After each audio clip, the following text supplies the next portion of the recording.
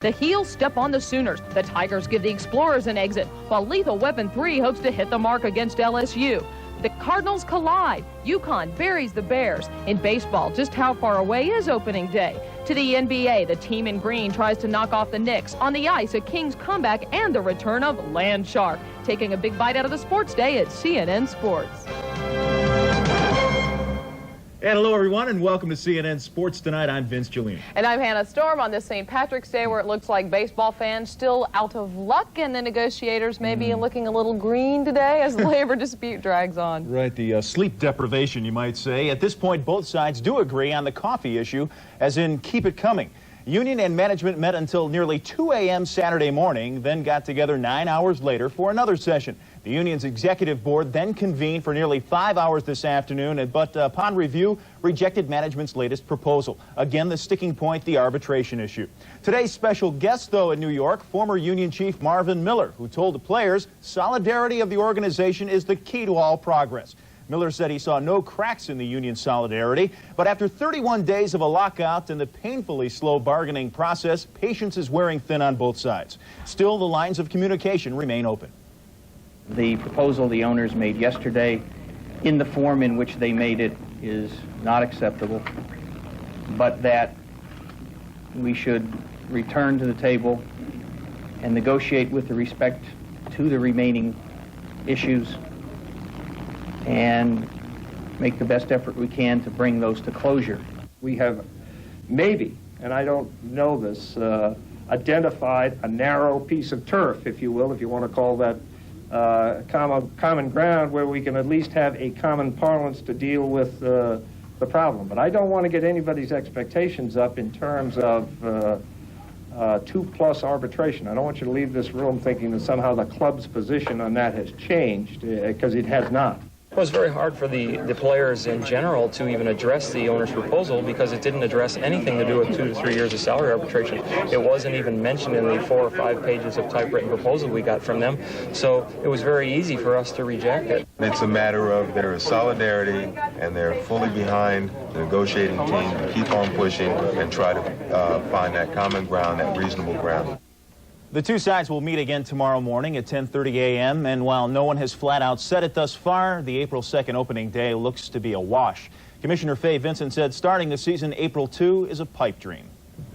On to basketball, and the Big 8 teams could have used a little Irish luck in the NCAA Tournament. Yesterday, Missouri was handed an early exit. Today, the nation's #1 team, Oklahoma, the top seed in the Midwest, met up with 8th-seeded North Carolina. And the ACC's strong showing in the first round continued well into the second. In Austin, the Tar Heels doing a great job controlling the tempo against the Sooners, and Rick Fox doing the job from the outside. Buries his 3rd straight three-pointer to put the Tar Heels up by 5. Then Smokey McCovery leading the Sooners. Recovery gets the layup off the steal, and the Sooners bench was up, but they sat back down. Fox hitting another 3, and at the half, the Tar Heels led by 2.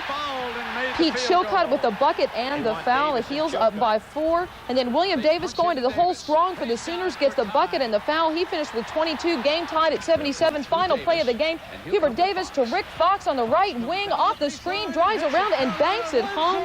Rick Fox with the winning bucket for the Tar Heels as they make it to the Sweet 16. For the 10th straight year, Dean Smith's squad has never lost on St. Patrick's Day. Everyone knows that in NCAA tournament you need a break here and there, meaning you need to win a close game. You need to get a good draw and get the right seed. It's a difficult game for Oklahoma to lose, because I think they probably feel pretty good on how they played and shot, and we feel very fortunate to win, and yet we played our best game of the year. Looking for another upset in the Midwest. 12-seeded Dayton Flyers meeting number 4-seeded Arkansas. Nigel Knight giving to Alex Robertson. Buries the 3, and the Flyers enjoying a lot of success playing with a tight zone, but then Arkansas came back to tie it at halftime, and Lindsey Howell was a big force in the second half, taking it all the way, switches hands. He had 17 points in the second half. Flyers coming back, though. Knight, a player with a lot of heart. He bombs the 3-pointer with 40 seconds on the clock to tie it at 84, and Nolan Richardson in disbelief. But with time running out, Todd Day misses the leaner, but the Flyers have been weak on rebounding.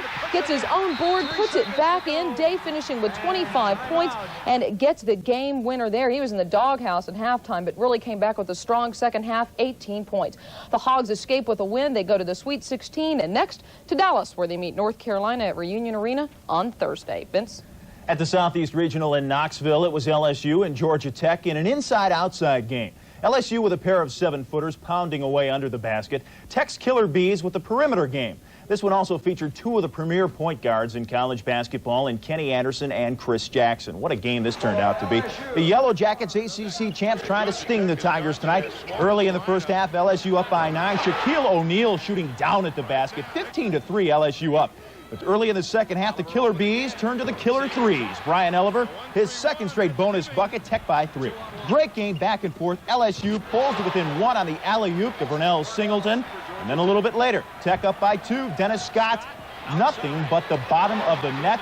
And Tech is getting up and getting crazy. They led by 5, but late in the game, LSU by 1. Kenny Anderson, the great freshman with that short jumper, 92-91, Georgia Tech in front. Then this desperation shot, a three-pointer to tie by Mo Williamson, no good. And the Yellow Jackets and the Irishman, Bobby Cremins, would celebrate a 94-91 win, reaching the Final 16 for the first time since '85. Dennis Scott, 30 points. Scott, 66 points in his last 2 games. And it turns out Chris Jackson's 13-point performance tonight, his last in a Tiger uniform, because following the game, Chris Jackson announced school's out. He's leaving LSU for the NBA, saying it was time to move on. The 6'1 Jackson is just a sophomore, but a tremendous scorer, averaging 28 points a game. But the scouts wonder if his defensive skills are NBA caliber. We'll see. Meanwhile, the other Southeast Regional, top seed Michigan State, Cal Santa Barbara here in the first half. Poor shooting, sloppy play characterized the first half. Gary Gray loses at Michigan State. Matt Stagenga to Ken Redfield, and MSU up by 5 at the half. Second half, the Gauchos working down inside. Eric MacArthur down low, faking, going up off glass, and he is fouled.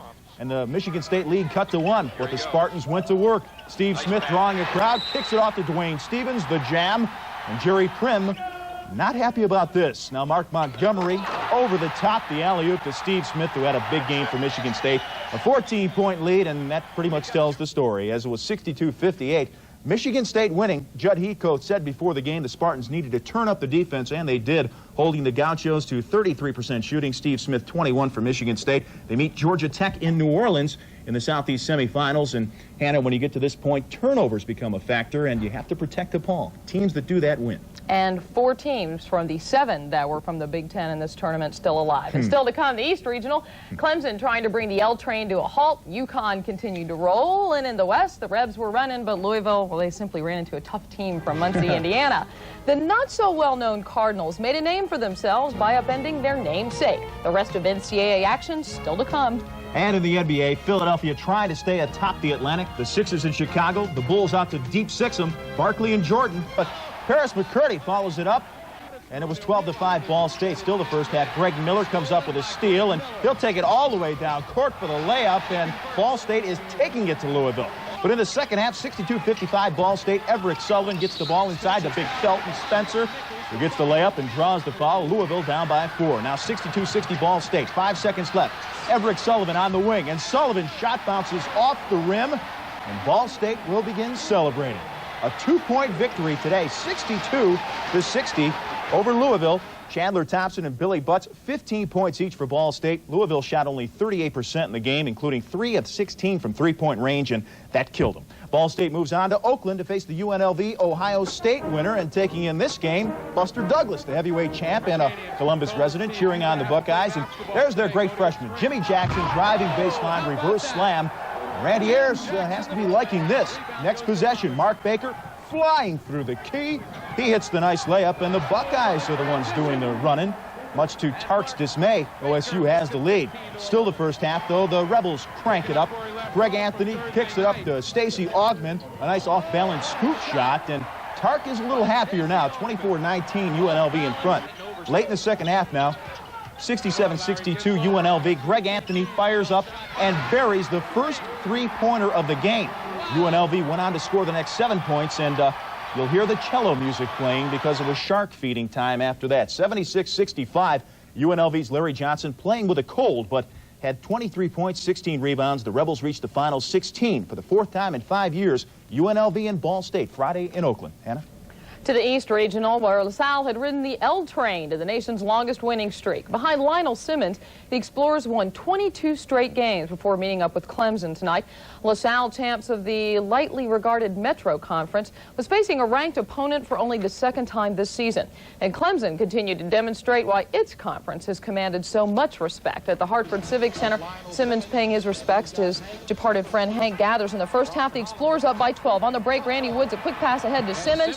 He slams and draws the foul. Simmons 15 points in the first half. The Explorers up by as much as 19 over LaSalle, but then the Tigers came back as they have done several times this season in ACC play. Eldon Campbell with a block cash, getting into Derek Forrest, lays it up for the Tigers, but really the key on defense for Clemson was Dale Davis playing great defense on Lionel Simmons, gets the steal, passes it to Cash, drives for the layup. Clemson takes the lead for the first time in the game, 61-60, and never looks back. Speedy Morris's team slowed down, and in addition to his defense, Dale Davis pumping in 26 points, also hauled down 17 rebounds. Tigers with a big edge on the offensive boards. The ACC undefeated in the NCAA Tournament, 8-0. In the semifinals, the Tigers meeting the winners of the game between the region's top seed Connecticut, playing with what many consider an unfair home court advantage. Tough task for the Cal Bears, and textbook fast break by the Huskies here. All 5 players touching the ball. Scott Burrell ends up with a jam. Connecticut up by 10 early, and moments later, UConn swinging the ball around to the sharp shooting sophomore. Chris Smith drills the 3. UConn has 17-0 run. And Chris Smith again drives. This time, Smith hits the running hook. He finished with 24 points as a very happy and relaxed Jim Calhoun. Was that maybe even a smile? Something you rarely see. The Huskies off to the Sweet 16. That's rare, too. Only the second time in school history they've met at that far in the NCAA Tournament. The last time back in 1964. Next, UConn and Clemson meet at the Meadowlands on Thursday. All right, to the NBA now. In the Midwest region of the nation, Chicago, Illinois to be exact, where the Bulls hosted a Philadelphia team fighting to keep at least a share of the Atlantic Division lead. The Sixers' Sir Charles always in charge in the Spectrum, but in Chicago Stadium, Michael is the man. And he was again this evening. Is that Michael Jordan? Take a good look. No, it's a clean-shaven Horace Grant. This is the one and only Michael Jordan jamming over Charles Barkley, and Jordan did have a night. Second quarter, Philadelphia by 4. B.J. Armstrong, nice pass to Jeff Sanders, who jams, and good teamwork by the rookies. Now, a 2-point game in the second quarter. Jordan to Scottie Pippen, and the game was tied at 47. Fourth quarter, 83 all. Johnny Dawkins, long to Hersey Hawkins, who gets the layup. Sixers back on top after Dawkins to Hawkins, but in the fourth, 92-88 Bulls on the break. Stacey King goes out ahead to Michael Jordan, who finds Scottie Pippen again for the slam. And the Bulls with an impressive 114-109 win. The Bulls have won 12 of their last 14 games. Michael Jordan had 32 tonight. The Bulls have lost only 4 times all year at home. So New York with a win tonight could take over first place. Hosting Milwaukee, Del Harris wearing the green. And the Bucks on the break here. Alvin Robertson goes up big over Kiki Vandeweghe, and the Bucks had a 5-point lead. Later, nice Milwaukee passing. Jay Humphries gives it to Larry Krystkowiak, who was back in the lineup, and only his second game, had 18 tonight. But in the third, and the Bucks with an 11-point lead, Gerald Wilkins trying to do some damage over Alvin Robertson. But this is the way it went tonight. Alvin Robertson with the ball and beating the buzzer with the 3-pointer. And the Bucks beating the Knicks 123-111. For much of the season, the Knicks invincible at home in the Garden, but lost there for the 5th time in 7 games. Brad Lohaus, 23 and 14 rebounds.